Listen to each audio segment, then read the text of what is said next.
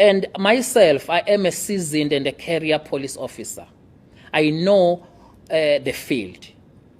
And I know in the situation like this, a policeman plus or minus 15 come with balaclava.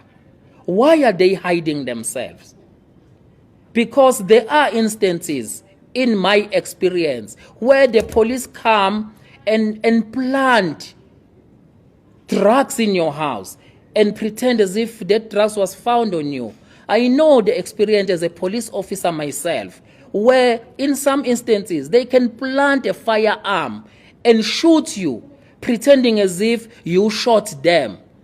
So the fearing of my life, it comes in that line that why a police officer wearing a balaclava? Why do you hide yourself if you're coming to do a legitimate police work? Because you don't hide yourself. You introduce yourself, you produce your search warrant, you do your work. It means if you hide yourself with balaclavas, there's something untoward. Mr. Kabila, you just made serious allegations here of police planting and killing people, extrajudicial.